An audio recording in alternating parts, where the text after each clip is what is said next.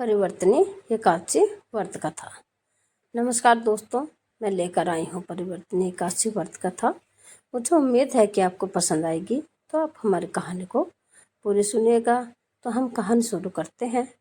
परिवर्तनीय एकादशी को पद्मा एकादशी और वामन एकादशी के नाम से भी जाना जाता है। यह श्री महालक्ष्मी जी का व्रत जो कि परम और आह्लादकारी है। परिवर्तनीय एकादशी का व्रत भाद्रपद मास के शुक्ल पक्ष की एकादशी को किया जाता है, तो इसे करवटनी एकादशी भी कहते हैं। परिवर्तनीय एकादशी को करवटनी एकादशी क्यों कहा जाता है? इस दिन भगवान विष्णु क्षीर सागर में शेषनाग शैया पर शयन करते हुए करवट बदलते हैं, इसलिए इसे करवटनी एकादशी भी कहा जाता है। इस दिन महालक्ष्मी जी की पूजा करना उत्तम माना गया है, क्योंकि देवताओं ने अपने राज्य को फिर से पाने के लिए महालक्ष्मी का ही पूजन और अर्चन किया था। परिवर्तनीय एकादशी की कथा।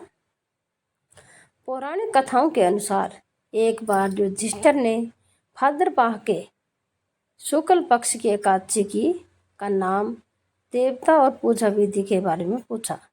तब कृष्ण जी ने युधिष्ठिर को एक कथा सुनाई, जिसे ब्रह्मा जी ने महात्मा नारद को कहा था। नारद ने ब्रह्मा जी से पूछा, विष्णु जी की आराधना करने के लिए मैं आपसे जानना चाहता हूँ कि भाद्रपद माह के शुक्ल पक्ष की एकादशी कौन सी होती है।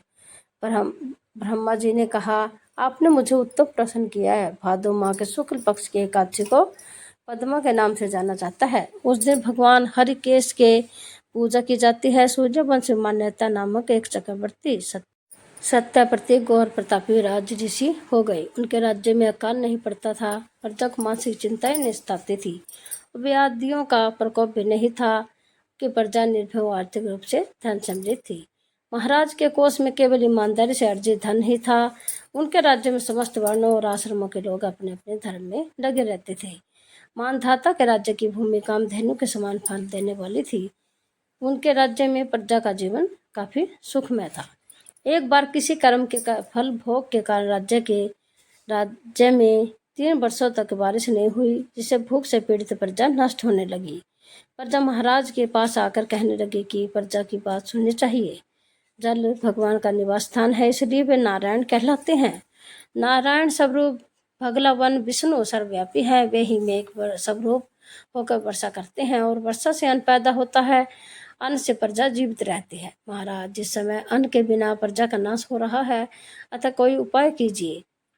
राजा ने कहा कि आपने सही कहा है। अन्न को ब्रह्मा कहा जाता है, अन्न से ही प्राणी जीवित रहता है। पुराण में विस्तृत रूप से वर्णन किया गया है कि राजाओं के अत्याचार से प्रजा को पीड़ा होती है, लेकिन जब मैं विचार करता हूँ कि मुझसे इसमें मेरे कोई अपराध नहीं नजर आता, फिर भी प्रजा के हित के लिए प्रयास करूँगा। ऐसा निश्चय करके राजा मंदता कुछ व्यक्ति को साथ लेकर भगवान को प्रणाम करने वना की ओर चल पड़े। वहां मुनि और तपस्वियों से मिले।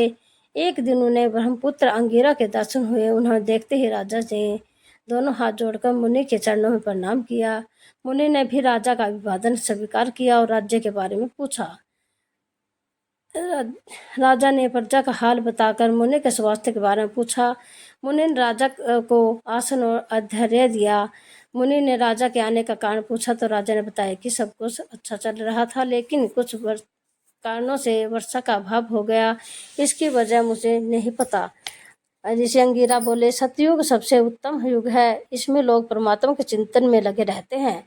इस युग में केवल ब्राह्मण ही तपस्वी होते हैं, दूसरे लोग नहीं। तुम्हारे राज्य में एक शूद्र तपस्या करता है, इसकी कारण वर्षा नहीं होती। तुम इसके प्रतिकार में यज्ञ करो, जिससे यह दोष शांत हो जाए। राजा ने कहा, मुनिवर, एक तो वह तपस्या में लगा है और उसका कोई अपराध भी नहीं, इसलिए मैं उसकी तपस्या अवरोध नहीं उत्पन्न कर दूंगा। आप दोष को शांत करने वाले किसी धर्म का उपदेश कीजिए। फिर ऋषि ने कहा कि ऐसी बात है तो एकादशी का व्रत करो। भाद्रपद के माह शुक्ल पक्ष की पद्मा एकादशी होती है। इस व्रत के प्रभाव से निश्चित ही समस्या का हल मिलेगा और तुम अपने प्रजा और परिवार के सदस्यों के साथ इसका व्रत कर सकते हो। ऋषि का यह वचन सुनकर राजा वापस घर लौट आई और चारों वर्णों के प्रजा के साथ मिलकर भादो माह के शुक्ल पक्ष का पद्मा एकादशी व्रत रखा। इस व्रत से राज्य में बारिश होने लगी और हरी भरी खेती से पृथ्वी सुशोभित होने लगी।